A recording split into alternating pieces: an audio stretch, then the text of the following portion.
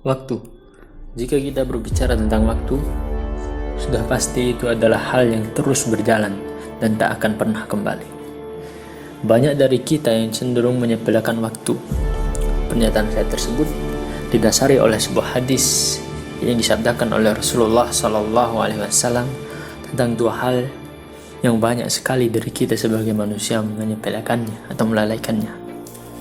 Rasulullah SAW bersabda, "Nikmatani maghbunun fihima katsirun minan nas, as-sihah wal faragh." Apa artinya, teman-teman?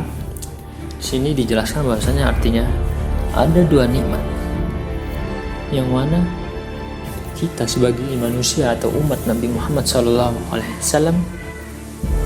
itu melalaikannya, yaitu as-sihah, kesehatan yang pertama, wal faragh, dan kesempatan. Ada pepatah Arab yang mengatakan, al-waktu kas-saif illam taqta'hu qata'aka. Artinya, waktu itu seperti pedang. Jika engkau tidak menggunakannya dengan baik, maka ia akan memotongmu. Dalam artian, waktu akan terus berjalan, tidak peduli apa yang kita lakukan dan mau bagaimana kita ke depannya. Ia akan terus berjalan terus dan tidak akan pernah. Mendengar penjelasan tadi, kita dapat menyimpulkan bahwasanya konsep waktu dalam pandangan Islam tak hanya sekedar perihal rutinitas kehidupan sehari-hari.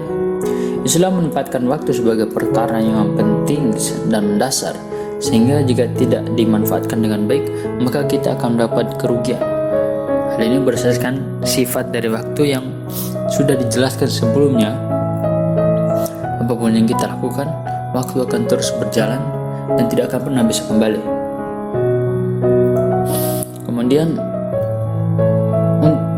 saking pentingnya waktu ini, bahkan Allah Subhanahu wa taala bersumpah dalam surat Al-Asr. Beliau berfirman, wal asr, dan demi masa, innal insana lafi khusr, sesungguhnya manusia berada dalam kerugian, illa alladziina amanu wa 'amilus shalihat, kecuali orang-orang yang beriman dan orang-orang yang melakukan amal soleh. Nah, dari ayat tersebut dan juga ada suatu hadis ini menjelaskan tentang 3 pondasi dari tauhid atau akidah, yang mana dijelaskan itu yang pertama Islam, yang kedua itu iman, dan yang ketiga itu ihsan. Dijelaskan bahwasannya Islam itu kita bersyahadat kepada Allah, melaksanakan ibadah, melaksanakan puasa, menunaikan zakat, dan berhaji kalau mampu. Lalu iman itu kita percaya kepada Allah, kita yakin kepada Allah, nabinya, malaikatnya, hari akhir, qada dan qadar. Kemudian yang ketiga, nah inilah yang masuk dalam poin penting penggunaan waktu dalam Islam, itu ihsan. Ihsan yaitu kita beribadah kepada Allah, berinteraksi kepada Allah, menjaga hubungan spiritualitas kita dengan Tuhan, dengan Allah, seakan-akan kita melihatnya. Namun jika kita tidak melihatnya, maka ketahuilah bahwasanya sesungguhnya Allah melihat kita. Nah, dari ayat dan hadis tadi kita dapat menyimpulkan bahwasannya idealnya penggunaan waktu atau menggunakan waktu dengan baik dalam pandangan Islam adalah menyeimbangkan antara kehidupan sosial atau kehidupan di dunia dengan kegiatan spiritual kita. Jadi 50-50. Jangan kita terlalu berfokus pada ibadah, jangan kita terlalu fokus pada dunia, karena itu tidak akan seimbang.